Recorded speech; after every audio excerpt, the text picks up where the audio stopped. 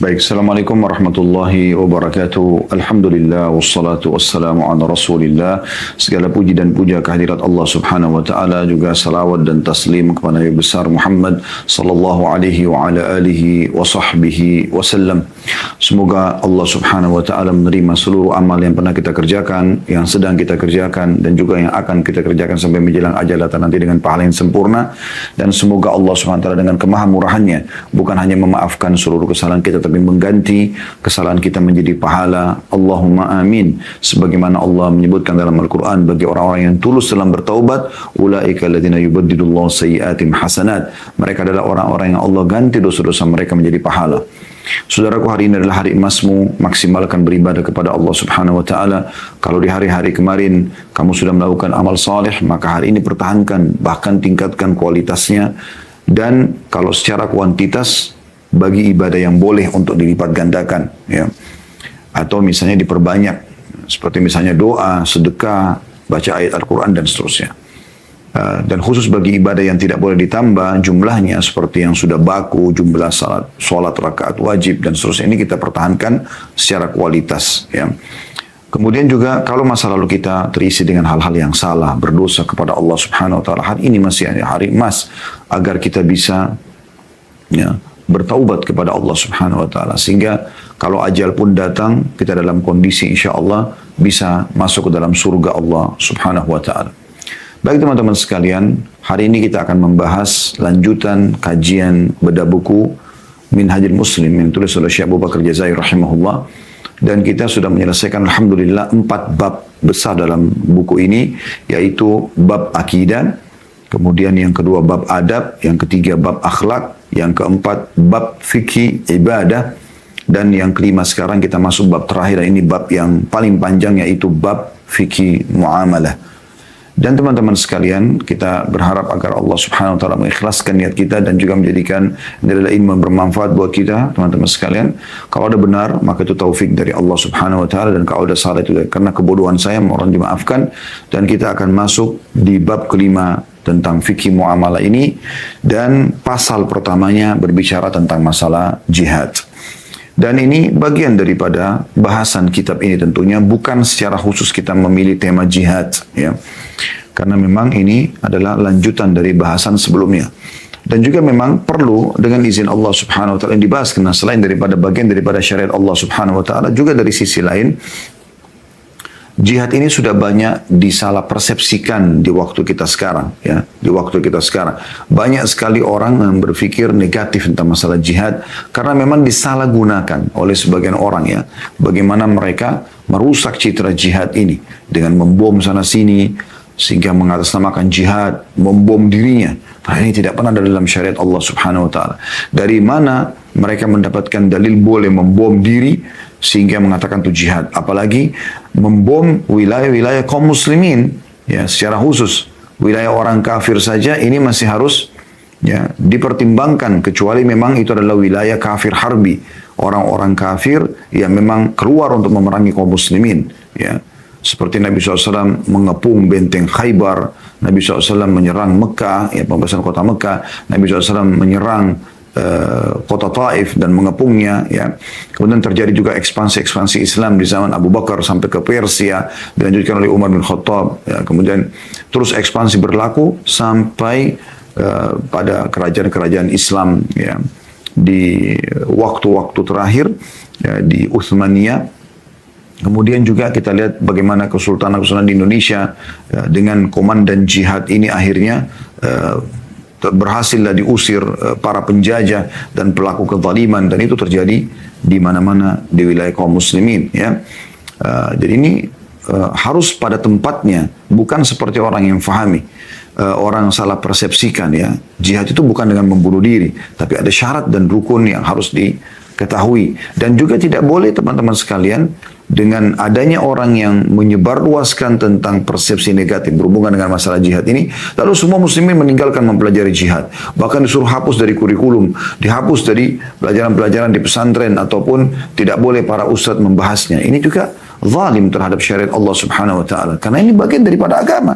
Yang benar adalah bagaimana kita menjelaskan secara benar, ya, tentang masalah jihad seperti apa akan kita bacakan apa yang dijelaskan oleh salah satu ulama muslimin yang puluhan tahun mengajari Masjid Nabawi, yaitu Syekh Abu Bakar Jazair rahimahullah, yang insya Allah tidak dilakukan lagi secara kualitas bagaimana keilmuan mereka, keilmuan beliau, dan bagaimana kita sudah mempelajari kurang lebih 602 lembar 600 lembar dari awal kita belajar, dan kita akan masuk sekarang di halaman 603 ya. Lanjutannya insya Allah sampai halaman kurang lebih 1000 kitab ini ya. Di halaman terakhirnya itu di halaman 975 maaf ya. Insyaallah biidznillah taala. Dan kita dengan memohon kepada Allah SWT pertolongan, kita akan baca pasal pertama, jihad dalam kurung berjuang di jalan Allah.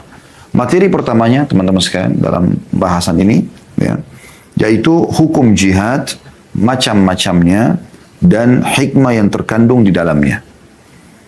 Poin A-nya di materi pertama ini ada bahasannya hukum jihad, macam-macamnya dan hikmah yang terkandung. Jadi ada 3 bahasan di materi pertama.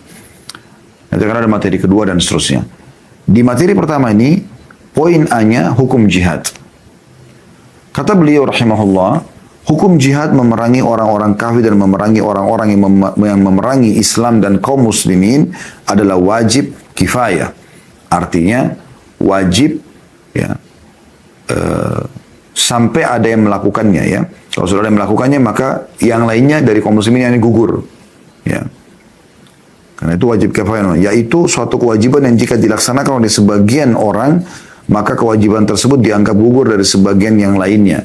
Berdasarkan firman Allah Subhanahu wa taala dalam surah At-Taubah ayat 122 yang berbunyi, A'udzu billahi minasyaitonir rajim.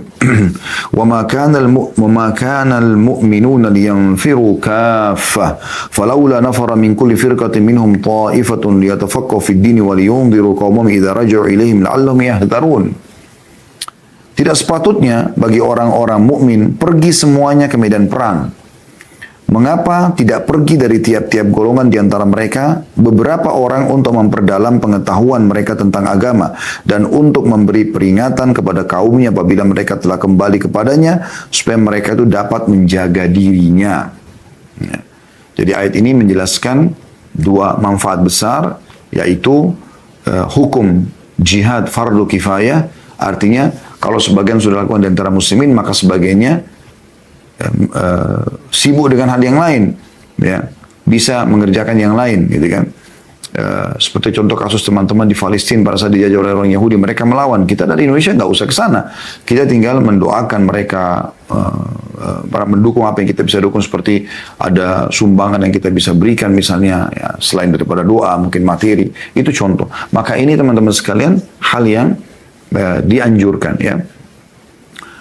Juga poin yang lain adalah bagaimana pentingnya menuntut ilmu, dan dia sederajat dengan jihad. Di sini dikatakan kata Allah SWT, tidak sepatutnya bagi setiap orang mukmin semuanya pergi jihad karena kejar keutamaannya, gitu kan. Harusnya ada sebagian dari golongan kaum muslimin ini yang menuntut ilmu syar'i, belajar agama, ya, agar mereka bisa faham tentang hukum Allah SWT yang ada pada mereka. Ya. Ini termasuk ayat yang menjelaskan masalah hukum jihad. Karena kita kan sedang bicara di poin A masalah hukum jihad ya. Tetapi bagi orang yang telah ditentukan oleh pemimpin, maka hukumnya menjadi wajib ain baginya. Maksudnya wajib secara individu. Kayak kasus misalnya pada saat terjadi perlawanan masyarakat Indonesia atau warga Indonesia ya, atau penduduk Indonesia melawan Belanda, penjajah Belanda, melawan Jepang misalnya ya. Ini karena pemerintah sudah mengiklankan seluruh warga Indonesia mengumandangkan kemerdekaan melawan, maka di sini sudah wajib ain. Artinya setiap individu mau laki-laki mau perempuan punya kewajiban juga melakukan perlawanan ya. Kalau tidak ada perintah dari pemerintah ya, misalnya hukum jihad umum, maka sudah fardu kifayah hukumnya sebagaimana sudah kita jelaskan tadi di awal. Nah, ini berdasarkan sabda Rasulullah SAW, kapan dia pindah menjadi dari fardu kifayah kepada fardu ain, itu berdasarkan sabda Nabi SAW, wa idastumfirtum famfiru. Jika kalian disuruh berjihad oleh pemimpin kalian, maka berjihadlah. Hadis ini diriwayatkan Bukhari nomor 1834 dan Muslim nomor 1353. Juga ketika musuh menyerang suatu negara, penjajah mau datang untuk menjajah, maka penduduknya termasuk kaum wanita wajib mengusir dan memeranginya. Ya. Karena ini pembelaan terhadap agama Allah SWT. Jadi ini jihad yang sebenarnya. Ya. Jadi jangan disalahfahami ya.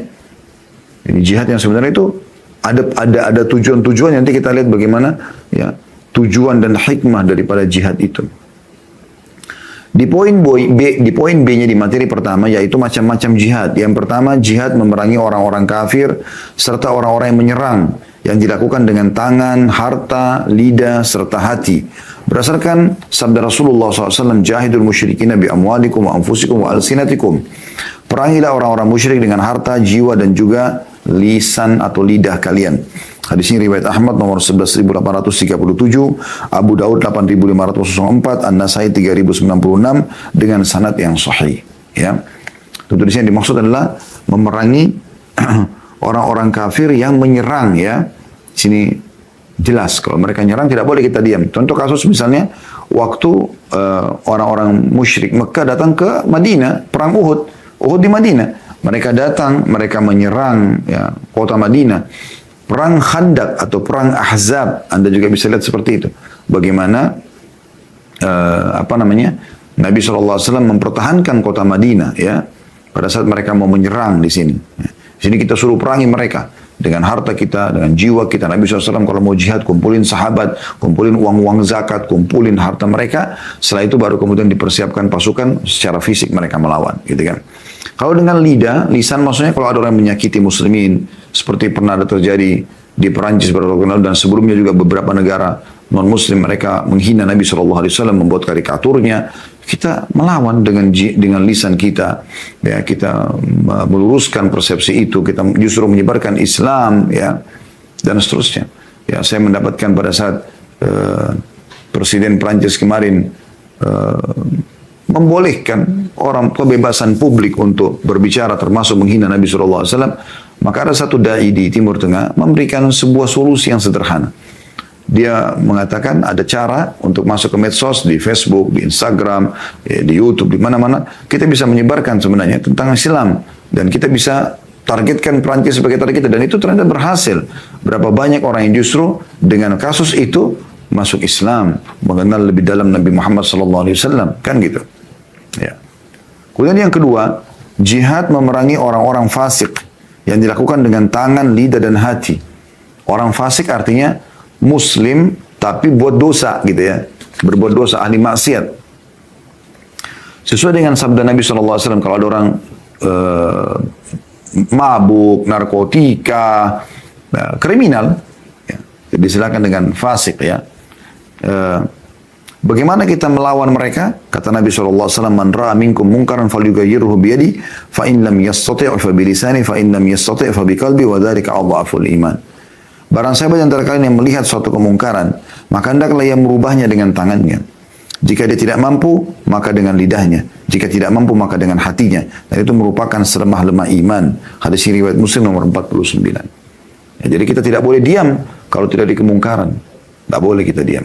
Harus ingatkan, asal kita sudah tahu betul itu mungkar. Itu mungkar maksudnya sesuatu yang dilarang oleh Allah SWT dalam syariatnya. Ya.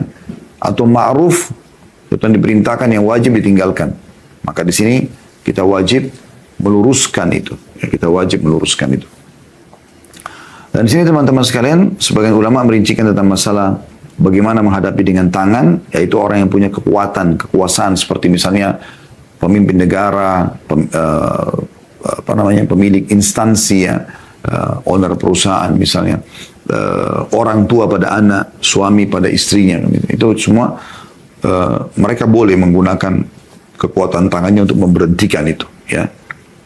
Kemudian juga dengan lisan, kalau dia melihat misalnya tidak bisa dengan tangan, tidak punya power, maka nasihatin.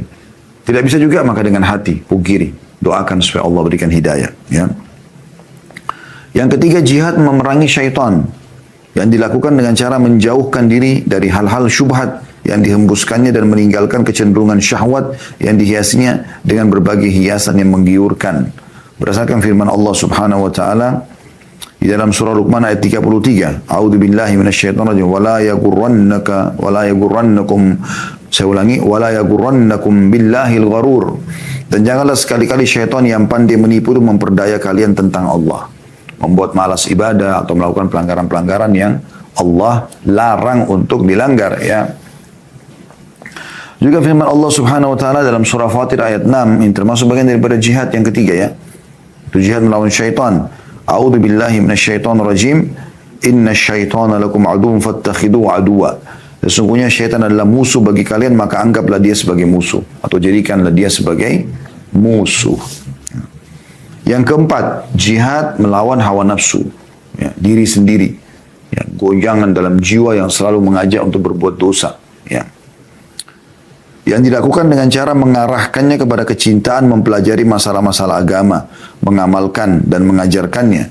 Jadi kalau ada orang suka berbohong atau suka mencuri atau suka menipu, karena mungkin dia belum paham caranya, dia harus lawan dirinya, dia belajar agama. Nanti kalau dia tahu, oh ternyata tidak boleh dalam agama dan ini ancamannya, maka dia akan tinggalkan, ya.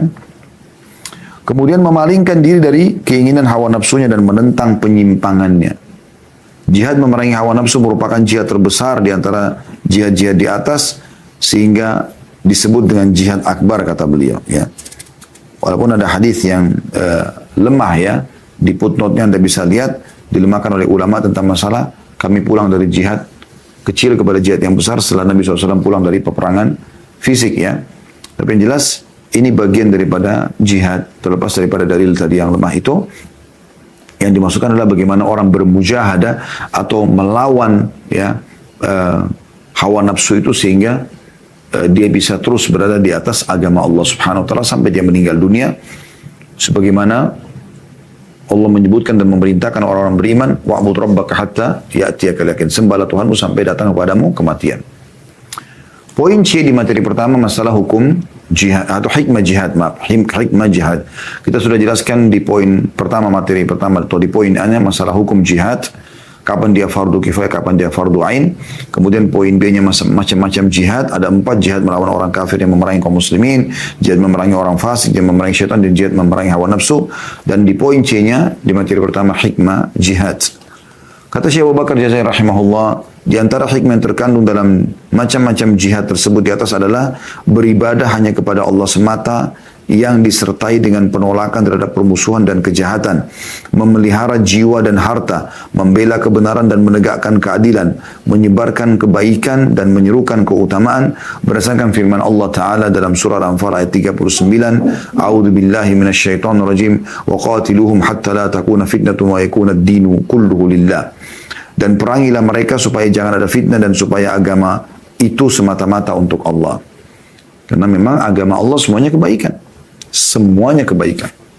Jujur, amanah, tanggung jawab, bakti sama orang tua, jenguk orang sakit, bantu orang susah, ya. Semuanya kebaikan. Memaafkan, ya. Santun, ramah, dan seterusnya, ya. Ini semua kebaikan-kebaikan, ya. Kemudian yang dilarang dalam agama kita bisa lihat, bohong, menipu, memukul, mencuri, ya. Apalah, gunjing, fitnah, dan segala macam hal. Ini semua dilarang. Jadi kalau Anda ikuti agama Allah, Anda akan menjadi manusia yang sempurna, manusia yang baik, ya, manusia yang baik. Oleh karena itu memang ada hikmah jihad. Dan di saat-saat memang terjadi kezaliman, jihad dikumandangkan untuk membela kebenaran tersebut, ya. Bahkan pernah terjadi di salah satu masa kejayaan Abbasiyah dulu, ada 2 wilayah non-muslim, mereka saling berperang satu sama yang lain. Kemudian salah satunya yang terzalimi minta tolong, ya. Dan si khalifah sempat berbicara, mengajak beberapa ulama diskusi, kira-kira seperti apa. Ini dua-duanya kafir. Kenapa harus kita terlibat, gitu kan? Biarkan aja mereka berperang. Maka kata salah satu ulama pada saat itu, jihad justru diperintahkan untuk menegakkan kebenaran dan membela orang-orang yang terzalimi, ya. Termasuk masalah walaupun non-muslim itu dibela, apalagi kalau muslim, gitu kan? Apalagi kalau muslim. Jadi hikmahnya sangat besar, gitu. Jadi dia jangan disalahgunakan, tapi digunakan pada tempatnya, dan dia akan sangat luar biasa menjadi pengawas kemakmuran, ketentraman, keamanan kalau digunakan sesuai dengan prosedur yang sudah ada dalam syariat Allah Subhanahu wa ta'ala. Baik, kita masuk materi kedua tentang keutamaan jihad. Kalau Anda ikut jihad, apa sih yang Anda dapatkan? Dalil yang berkenaan dengan keutamaan jihad dan mati syahid di jalan Allah terdapat dalam sejumlah berita ilahi, kata beliau, dalam kurung ayat-ayat Al-Quran, yang pasti kebenarannya serta sejumlah hadis Rasulullah SAW yang sahih dan juga thabit. Thabit artinya ada, ya. Sehingga jihad dipandang sebagai bentuk takarrub atau pendekatan diri kepada Allah, bentuk takarrub terbesar dan ibadah yang paling utama. Di antara ayat Al-Quran dan hadis Nabi SAW yang berkenaan dengan masalah tersebut adalah firman Allah Ta'ala di dalam surah At-Taubah ayat 111. Ya. Ini tentang keutamaan jihadnya. Dalil pertamanya, A'udzubillahi minasyaitonirrajim. Innallaha ashtara minal mu'minina anfusahum wa amwalahum bi anna lahumul jannah. Yuqatiluna fi sabilillahi fayaqtuluna wa yuqtalun. Wa'dan 'alaihi haqqan fit Taurati wal Injili wal Qur'an. Wa man awfa bi ahdihi minallah fastabshiru bai'ikumul ladzi bay'atum bih wa dzalika huwal fawzul 'adzim. Artinya, sesungguhnya Allah telah membeli dari orang-orang mukmin diri dan harta mereka dengan memberikan surga untuk mereka. Mereka berperang di jalan Allah, kemudian mereka membunuh ataupun terbunuh. Itu telah terjadi atau janji yang benar dari Allah dalam Taurat, Injil dan juga Al-Quran. Dan siapakah yang lebih menepati janjinya daripada Allah? Maka bergembiralah dengan jual beli yang telah kalian lakukan itu, dan itulah kemenangan yang besar. Jadi perhatikan ayat ini, jelas sekali tentang motivasi untuk jihad, ya. Innallaha ashtara, sesungguhnya Allah membeli. Jadi kayak transaksi jual beli dengan Allah SWT. Minal mu'minin, dari orang-orang beriman. Anfusahum, jiwa mereka, supaya mereka terbunuh di jalan Allah. Wa amwalahum, dan harta mereka. Bi anna lahumul jannah, yang dibalas dengan surga. Ya. Yuqatiluna fi sabilillahi fayaqtuluna wa yuqtalun. Mereka berperang di jalan Allah, maka mereka terbunuh atau mereka membunuh. Karena pasti akan terjadi interaksi itu kan. Wa'dan 'alaihi haqqan fit Taurati wal Injili wal Qur'an, dan ini sudah benar-benar janji Allah yang sudah Allah turunkan dalam kitab Taurat, kitab Injil dan kitab Al-Qur'an. Wa man awfa bi ahdihi min Allah, dan siapakah yang lebih menepati janji daripada Allah? Benar mereka akan dimasukkan surga dengan jihad itu. Fastabshiru bi bai'ikumul ladzi bay'atum bihi, maka terimalah berita gembira dengan transaksi kalian itu, wa dzalika huwal fawzul 'adzim, dan itulah kemenangan yang besar. Kemudian dalam surah As-Saff ayat 4, ini dalil keduanya tentang masalah keutamaan jihad. Allah juga menyebutkan subhanahu wa ta'ala, a'udzubillahi minasyaitonir rajim, innallaha yuhibbul ladzina yuqatiluna fi sabilihi saffan ka'annahum bunyanun marsus. Sesungguhnya Allah menyukai orang-orang yang berperang di jalannya dalam barisan yang teratur, seakan-akan mereka seperti satu bangunan yang tersusun kokoh, ya. Dan subhanallah, jihad ini teman-teman sekalian sudah menjadi peraturan Allah SWT. Kalau seluruh mujahidin dari pemimpin dan seluruh, ya, pasukannya, prajurit-prajurit yang ada di situ, semuanya ikhlas karena Allah Subhanahu Wa Taala mengejar keutamaan jihad, maka walaupun jumlah mereka sedikit, pasti Allah berikan kemenangan. Sehebat apapun musuh mereka, ya, secanggih apapun persenjataan mereka, maka tetap Allah akan memenangkan prajurit-prajurit yang berperang di jalan Allah SWT. Di perang Badr, contoh nyata bagaimana jumlah muslimin cuma 314 orang melawan 1000 orang. Dan 314 ini bukan keluar untuk berperang, tapi hanya untuk menahan kafilah dengan persenjataan yang sederhana sekali. Tapi pasukan Mekah keluar 1000 orang, semuanya dengan kekuatan full, ya. Kuda yang sudah terlatih berperang, senjata yang lengkap, ya. Tapi mereka kalah pada saat itu. Allah SWT buat kaum muslimin menang, ya. Begitu juga di awal-awal peperangan Uhud. Walaupun di akhirnya karena ada 43 orang yang tidak mau mengikuti titah Nabi SAW, dilarang turun dari Bukit Badar, tapi mereka itu akhirnya kaum muslimin kalah di fase kedua dari peperangan. Tapi Allah berikan kemenangan setelah itu dengan Hamrat Asad, ya. Bagaimana muslimin mengejar orang-orang kafir yang pulang ke Mekah dari perang Uhud, dan mereka tidak berani berhadapan dengan muslimin. Kemudian ada perang Ahzab yang dimenangkan juga oleh kaum muslimin setelah dikepung Madinah. Kemudian ada perang Bani Mustaliq, ya, ada perang Khaybar, ada pembebasan kota Mekah, ada Hunain, ya, ada pengepungan kota Taif, ada juga perang Tabuk, peperangan terakhir Nabi SAW. Ini semua menggambarkan bagaimana dicontohkan oleh Nabi alaihi salatu wassalam. Kemudian selanjutnya dari yang ketiga surah As-Saff ayat 10 sampai ayat 12 juga memotivasi tentang masalah jihad, ya, di saat memang terkumandan, karena sudah kita jelaskan tadi masalah hukumnya, ya.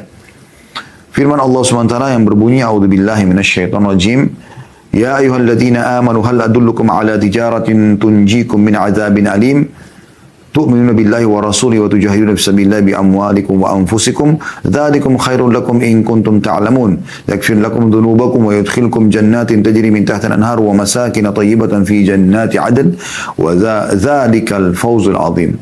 Ya, dzalikal fawzul 'azim. Hai orang beriman, sukakah kalian aku tunjukkan suatu perniagaan yang dapat menyelamatkan kalian dari azab yang pedih? Maukah aku tunjukkan kalian transaksi yang pasti menyelamatkan kalian dari siksa api neraka, siksa kubur? Yaitu, kalian beriman kepada Allah dan Rasulnya. Ini yang pertama, penyelamat pertama ini. Beriman kepada Allah dan Rasulnya, mengikuti perintah Allah dan Rasulnya, dan berjihad di jalan Allah dengan harta dan juga jiwa kalian. Itulah yang lebih baik bagi kalian jika kalian mengetahuinya. Niscaya Allah akan mengampuni dosa-dosa kalian dan memasukkan kalian ke dalam surga yang mengalir di bawahnya sungai-sungai dan ke tempat tinggal yang baik di surga Aden. Itulah keberuntungan yang besar. Semua agama punya perang suci. Keyakinan juga begitu. Pada saat terjadi kezaliman, maka mereka membela, dan muslimin memiliki istilah jihad. Semoga Allah memperbaiki nama harumnya jihad ini, yang merupakan bagian daripada ibadah yang mulia di sisi Allah Subhanahu wa taala, yang sudah dirusak oleh sebagian orang yang menyalahgunakan jihad. Allahul musta'an. Kemudian firman Allah SWT juga dalam surah Al-Imran 169 sampai 170. Allah SWT berfirman, ya, berkenaan dengan keutamaan orang-orang yang berperang di jalannya serta orang-orang yang mati syahid. Orang yang mati syahid. A'udzu billahi minasyaitonir rajim wa la tahsabanna alladziina qutilu fi sabilillahi amwata bal ahya'un 'inda rabbihim yurzakun farihina bima atahumullah min fadli. Ya, al-ayah. Sampai sini beliau ambil saksi bahasan, walaupun masih ada lanjutan ayat, ya.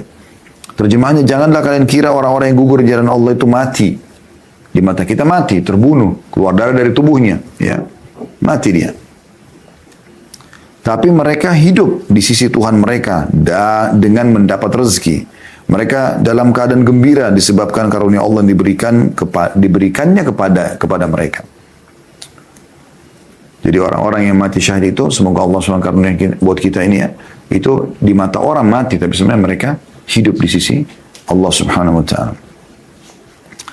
Kemudian kita masuk ke sabda Nabi SAW berhubungan dengan masalah keutamaan jihad. Yang pertama, sabda Nabi SAW setelah kita dengarkan tadi, ya, kurang lebih ada 4 ayat Al-Quran, ya, menjelaskan tentang keutamaan jihad. Beliau menjelaskan setelah itu, sabda Rasulullah SAW berkenaan dengan pertanyaan yang diajukan seseorang kepada beliau mengenai orang yang paling utama. Orang yang paling dicintai Allah, paling besar pahalanya. Kata Nabi SAW, mu'minun yujahidu binafsi wa mali fi sabilillahi ta'ala, summa mu'minun fi syi'bin min syi'abi ya'budullaha wa yada'un nasa min syarrihi. Seorang mukmin yang berjihad dengan jiwa serta hartanya di jalan Allah Ta'ala. Lalu seseorang mukmin yang tinggal menyendiri di celah sebuah bukit, tekun beribadah kepada Allah serta menjauhkan diri dari kejahatan manusia. Hadis ini riwayat Bukhari nomor 2786 dan Muslim 1888. Jadi sini ini termasuk orang yang afdal, yang baik, cintai oleh Allah. Mereka sibuk berjihad di jalan Allah Subhanahu wa taala. Tentu di saat jihad itu terkumandankan, ya, terkumandankan. Juga sabda Nabi SAW, mathalul mujahidina fi sabilillahi wallahu a'lamu biman yujahidu fi sabili kamathalis sa'imil qa'im wa tawakkal Allahu lil mujahidi fi sabili in tawaffahu an yudkhilahu al-jannata aw yurji'ahu saliman ma ajrin aw ghanimah. Perumpamaan orang yang berjihad di jalan Allah, kata Nabi SAW, adalah, dan Allah lebih mengetahui orang-orang yang berjihad di jalannya, maksudnya orang yang ikhlas, ya. Bagikan orang yang berpuasa dan mengerjakan sholat malam setiap harinya. Allah menjamin seorang mujahid yang berjihad di jalannya, jika dia wafat, maka dia Allah akan masukkannya ke dalam surga. Dan jika dia selamat, tidak mati terbunuh, maka dia akan kembali dengan membawa pahala atau membawa ghanimah atau harta rampasan perang. Hadis ini diriwayatkan oleh An-Nasai nomor 3124, Ibnu Majah 2754, dan juga hadis ini serupa diriwayatkan oleh Bukhari Muslim, ya. Imam Bukhari diriwayatkan di nomor 2787, Imam Muslim 1878. Artinya hadis ini adalah hadis yang sahih, ya. Jadi kalau orang sudah keluar berjihad, maka Allah akan memberikan kepada mereka dimati syahidkan, ataupun Allah akan memberikan, ya, kemenangan bagi dia, juga atau membawa harta rampasan perang atau ghanimah. Juga sabda Rasulullah SAW berkenaan dengan pertanyaan seseorang yang bertanya, tunjukkanlah kepadaku amal yang setara dengan jihad. Sisi pahala gitu kan. Maka kata Nabi SAW, ya, aku tidak menemukan. Aku tidak menemukan. Ya. Kemudian beliau bersabda SAW setelah itu. Hal tastati'u idza kharaja al-mujahidu an tadkhula masjidaka fatakuma wa la taftura wa tasuma wa la tuftir? Qala wa man yastati'u dzalik. Kata Nabi SAW, apakah kamu sanggup, bagi penanya ini ya, apakah kamu sanggup jika seseorang mujahid pergi medan perang, lalu kamu masuk ke masjidmu, kalau kamu mau samakan dengan pahala sama mereka, lalu kamu mengerjakan sholat malam tanpa henti dan berpuasa tanpa berbuka, maka orang tersebut mengatakan, siapa yang mampu melakukan itu? Hadis ini riwayat An-Nasa'i di nomor 3128 dan Bukhari juga di nomor 2785 dan Muslim 1878. Ya. Jadi di sini pahalanya sangat besar. Begitu keluar jihad, maka orang yang mau mengejarnya pun susah. Sampai kalau orang itu pun sholat malam tanpa berhenti dan siangnya juga dia puasa tanpa buka puasa sampai malam, itu baru mau bisa menyamai seharinya sama mereka gitu ya. Juga sabda Rasulullah sallallahu alaihi wasallam, ya, "Walladzi nafsi biyadihi la yuklamu ahadun fi sabilillah wallahu a'lamu biman yuklamu fi sabilihi illa jaa yaumal qiyamati wal launu launud dami war rihu rihul misk." Demi zat yang jiwaku berada di tangannya, tidaklah seseorang itu terluka ketika berjihad di jalan Allah, dan Allah lah yang lebih mengetahui orang-orang yang terluka di jalannya. Ya, kalau ada orang terluka karena berperang, kecuali ia akan datang pada hari kiamat dengan membawa lukanya di mana warna lukanya seperti warna darah, tapi menebarkan aroma harum seperti aroma harum minyak kasturi. Hadis ini riwayat Bukhari nomor 2803. Ya, ini menjelaskan teman-teman sekalian bagaimana luar biasanya jihad itu, punya keutamaan yang luar biasa sekali. Ya. Hadis selanjutnya adalah sabda Nabi SAW yang kata oleh beliau, "Man mata wa lam yagzu wa lam yuhaddits nafsahu bil ghazwi mata ala syu'bati minan nifaq." Barang siapa yang meninggal dunia dan ia tidak pernah berjihad di jalan Allah atau membisikkan pada dirinya untuk ikut berjihad. Artinya kalau satu waktu ada jihad saya ingin ikut gitu kan. Tidak pernah sama sekali dia mempelajari atau dia ingin supaya terlibat gitu kan. Maka ia meninggal dunia dalam keadaan menetapi salah satu cabang dari kemunafikan. Ya, hadis ini diriwayatkan oleh Bukhari dan Muslim. Ya. Imam Muslim menyebutkan, ini lafaz beliau di nomor 1910. Artinya seseorang itu berusaha mencintai jihad itu. Dan bukan menyalahgunakannya sebagaimana sebagian orang, dan itu sudah dijelaskan di awal pertemuan ya. Tapi dia memahaminya dengan makna yang benar seperti mempelajari tentang keutamanya. Kita lakukan hari ini misalnya. Kita bukan ingin membuat pemberontakan atau menyuruh orang untuk ayo jihad seperti ini, membunuh diri, membunuh orang. Tidak ada itu dalam gambaran agama Islam. Tapi kita mencintai ini sebagai salah satu syariat Allah SWT, di mana Allah SWT memerintahkan kita untuk mengamalkannya, gitu kan? Seperti itu kurang lebih yang dimaksudkan dalam bahasannya. Jadi bagaimana kita mengajak diri kita agar siap kalau kapan dibutuhkan, seperti itu. Selanjutnya sabda Nabi SAW yang kata oleh beliau juga adalah yang berbunyi, "Walladzi nafsi biyadi laula anna rijalan minal mu'minina la tatibu anfusum an yatakhallafu anni wa la ajidu ma ahmiduhum alaihi ma takhallaftu an sariyatin tagzu fi sabilillah walladzi nafsi biyadi lawadittu anni uqtalu fi sabilillah thumma uhya thumma uqtal thumma uhya thumma uqtal." Kata Nabi SAW, ini manusia yang termulia, paling jujur, utusan Allah Subhanahu Wa Taala, pemimpin anak Adam. Siapa lagi yang kita akan percaya ya setelah Nabi SAW? Tentu dia orang yang paling mulia. Apa kata Nabi SAW? Demi zat, bersumpah lagi atas nama Allah. Tanpa sumpah pun kita percaya gitu. Apalagi bersumpah. Kata Nabi SAW, demi zat yang jiwaku berada di tangannya, kalau saja tidak ada orang-orang mukmin yang jiwa mereka tidak ingin tertinggal dariku, dan aku tidak menemukan satu cara yang dapat membawa mereka ke arah itu, niscaya aku tidak ingin tertinggal dari pasukan Sariyah. Sariyah ini 3 sampai kurang lebih 100 orang ya, pergi berperang. Sesungguhnya aku tidak ingin ya tertinggal dari pasukan atau sariyah yang berperang di jalan Allah, dan demi zat yang jiwaku berada di tangannya, sungguhnya aku ingin sekali terbunuh di jalan Allah, lalu dihidupkan lagi, lalu terbunuh lagi, lalu dihidupkan lagi, lalu terbunuh lagi. Hadits ini diriwayatkan oleh Bukhari nomor 2797. Ya. Di Jadi bagaimana Nabi SAW menggambarkan, kalau bukan karena beban beliau harus selalu menjaga muslimin di masa beliau dan menyampaikan wahyu, maka beliau tidak akan pernah membiarkan pasukan kecil pun kecuali beliau ikut di situ. Ada kan beberapa Sariyah itu pasukan kecil ya, yang Nabi SAW utus untuk menyerang wilayah-wilayah tertentu yang beliau tidak ikut di situ.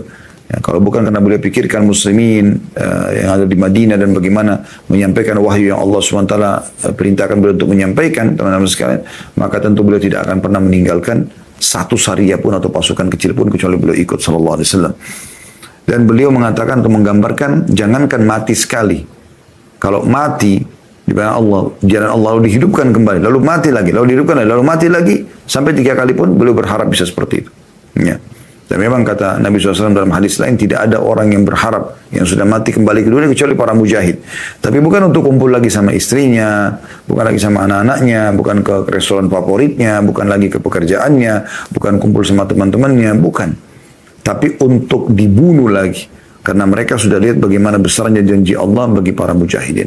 Hanya satu sentuhan peluru musuh, tusukan musuh, matilah dia, maka terbuka semua hijab atau pembatas antara dia dengan surga Allah Subhanahu wa taala, dan di saat itulah mereka semua berharap agar bisa kembali.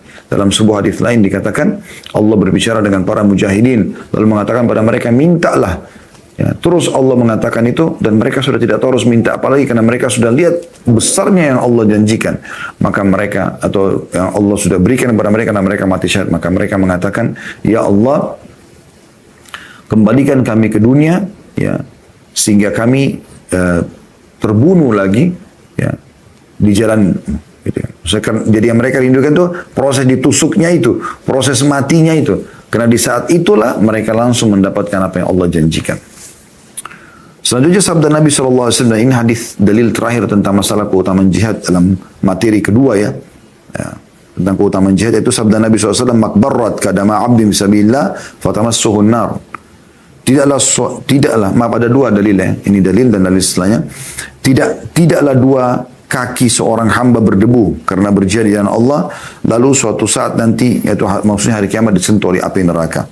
Hadis ini diriwayatkan oleh Bukhari nomor 2811. Jadi berperang tersentuh debu saja, kan kita berlari menggunakan kendaraan, tunggangan kalau hewan misalnya. Maka debu itu yang menyentuh tubuh kita tidak akan membuat kita disentuh api neraka. Debunya saja sudah berkah medan jihad itu. Itu luar biasa. Ya. Hadis terakhirnya di sini sabda Nabi SAW.